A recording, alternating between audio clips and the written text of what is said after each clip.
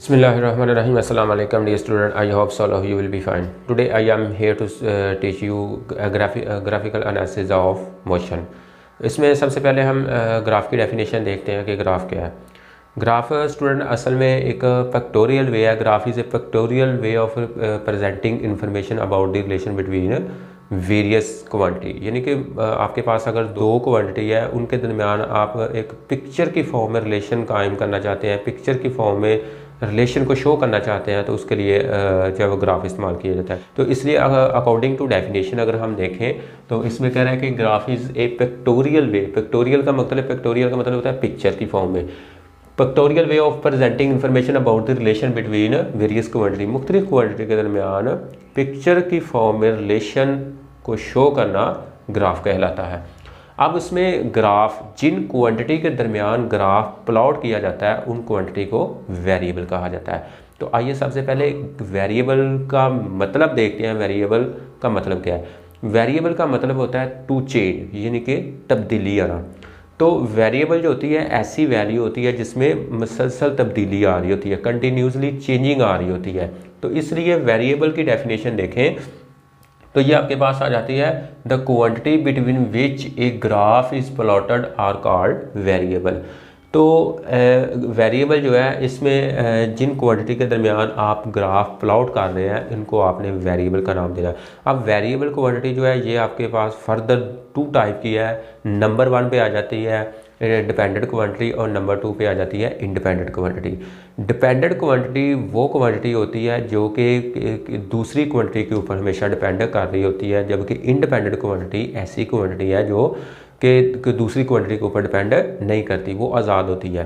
ठीक है, अब हमने देखना है कि जब हमने दो क्वांटिटी के दरमियान ग्राफ प्लॉट करना है तो उनमें हमें कैसे पता चलेगा कि इंडिपेंडेंट क्वांटिटी कौन किस एक्सेस पे लेनी है और जो है डिपेंडेंट क्वांटिटी कौन से एक्सेस पे लेनी है।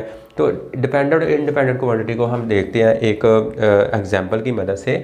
आप देखें कि फॉर एग्जांपल हमारे पास ये 2 एक्सेस है, ये हमारे पास एक्स एक्सेस है और ये हमारे पास है वाई एक्सेस है। अब हम दो क्वांटिटी लेते हैं, टाइम और डिस्टेंस। टाइम और डिस्टेंस, टाइम क्योंकि इंडिपेंडेंट क्वांटिटी है वो इसलिए कि टाइम किसी दूसरी क्वांटिटी के ऊपर डिपेंड नहीं करता।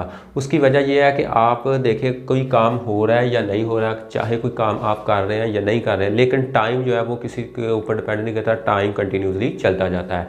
इसलिए टाइम इंडिपेंडेंट क्वांटिटी है, जबकि जो डिस्टेंस है, डिस्टेंस जो है ये डिपेंडेंट क्वांटिटी है, ये डिपेंड करेगा टाइम के ऊपर। तो इसलिए टाइम जो है ये हमने लेना है इधर एक्स एक्सेस के ऊपर, यानी कि हॉरिजेंटल एक्सेस के ऊपर, और डिस्टेंस जो है एस ये हमने वाई एक्सेस वर्टिकल एक्सेस के ऊपर लेना है।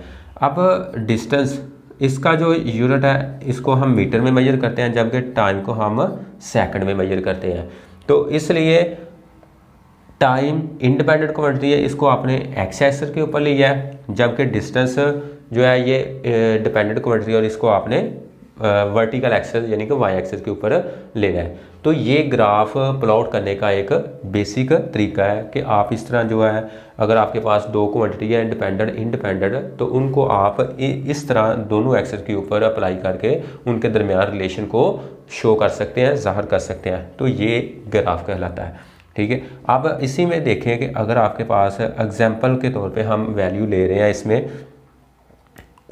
आप देखें कि अगर ये 0 है और 0 से 2 सेकंड है, ठीक है, टाइम अगर 0 से 2 सेकंड है और फर्स्ट 2 सेकंड में जो है ऑब्जेक्ट मूव कर रहा है कितना 2 मीटर।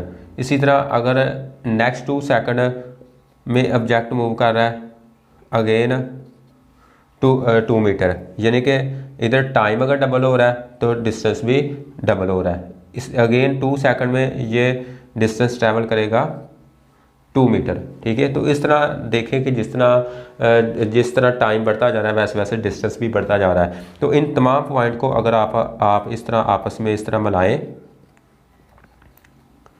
इस तरह आपस में तमाम पॉइंट को आप मिलाएं, तो ये आपके पास एक सीधी स्ट्रेट लाइन बनती है। तो ये जो है ये लाइन जो है ये हमारे पास बेसिकली ग्राफ है। इस तरह ग्राफ जो है ये हमारे पास डिफरेंट टाइप के हो सकते हैं, वेरिएबल भी हो सकते हैं, कांस्टेंट भी हो सकते हैं, एट रेस्ट कंडीशन भी हो सकते हैं। इसके डिफरेंट केसेस होते हैं ग्राफ के। तो ये एज ए आपको एक एग्जांपल समझाई है स्टूडेंट। तो उम्मीद है कि आपको ये वीडियो जो है आपको ये लेक्चर समझ आया होगा। मिलते हैं नेक्स्ट वीडियो में। अल्लाह हाफ़िज़।